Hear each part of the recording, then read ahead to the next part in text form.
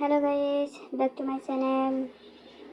আমি আজকে রুই মাছের ভুনা রেসিপি নিয়ে এসেছি। আপনাদেরকে রুই মাছ রান্না করে দেখাবো।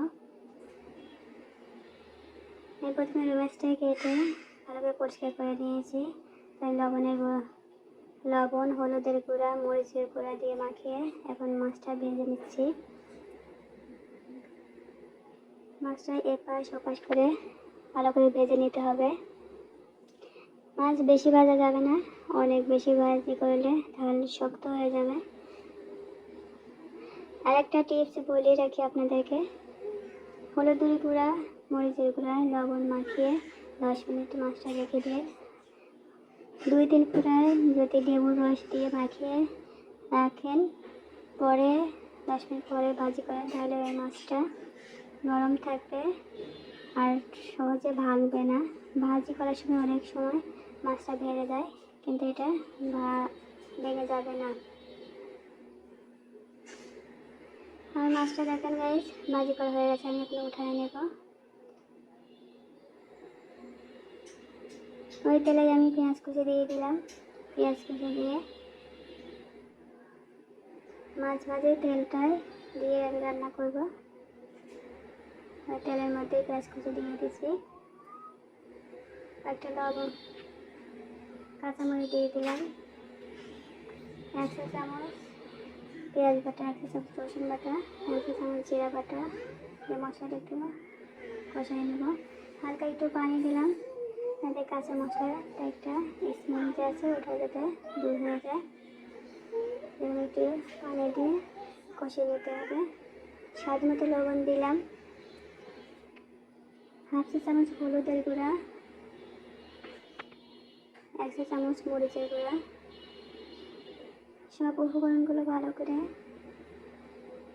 কষিয়ে নিতে হবে। এখন মশলাটা যত ভালো কষাতে পারবেন ততই টেস্ট বেড়ে যাবে। আমি টমেটো বাটা দিয়ে দিলাম।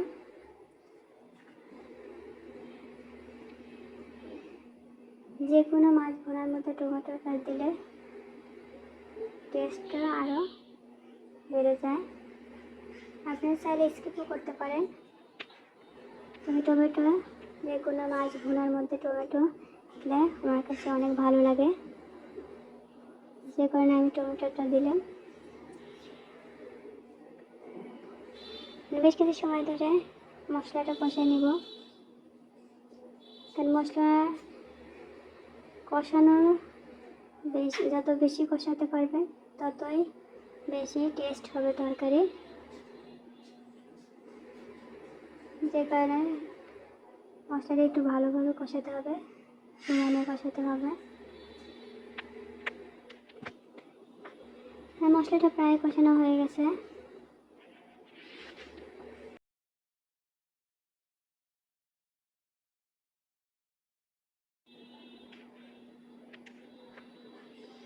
মশলাটা থেকে যখন তেল বের হয়ে আসবে তখনই মশলাটা কষানো হয়ে যাবে।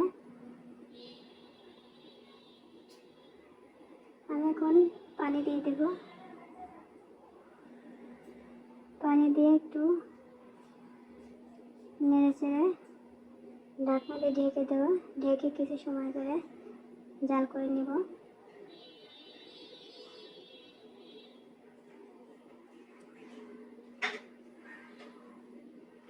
আমি এখন মাছটা দিয়ে দিচ্ছি, আগে থেকে ভেজে রাখা মাছটা দিয়ে দিচ্ছি। মাছটা দিয়ে দিলাম। এখন ধনিয়া পাতা দিব। আপনারা চাইলে ধনিয়া পাতা দিতেও পারেন, নাও দিতে পারেন। অনেকেই ধনিয়া পাতা একটা স্মেল আছে ওটা সহ্য করতে পারে না, যে কারণে খায় না। তো ধনিয়া পাতাটা আমার ভালোই লাগে। ধনিয়া পাতা যে কোনো ভর্তা বা ভুনার মধ্যে ধনিয়া পাতা দিলে টেস্টটা অনেক গুণ বেড়ে যায়। আমি ধনিয়া পাতাগুলো দিয়ে দিলাম। ধনিয়া পাতা দিয়ে হালকা একটু নাড়াচাড়া করে আমি ঢেকে দেবো। ঢেকে বেশ কিছু সময় ধরে জাল করে নিব।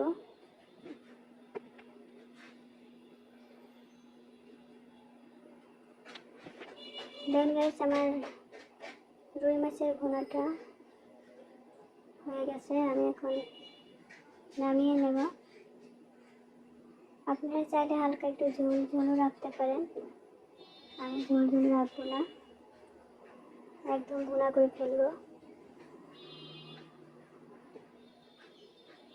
অনেকে হালকা একটু ঝোল ঝোল রাখে।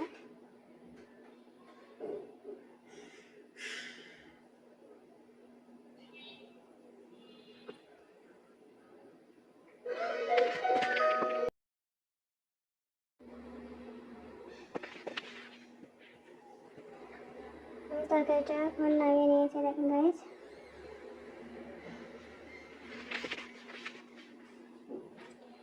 তরকারিটা অনেক দেখতে যেমন লবণীয় মনে হয়েছে, তেমনি টেস্টটাও অনেক গুণ।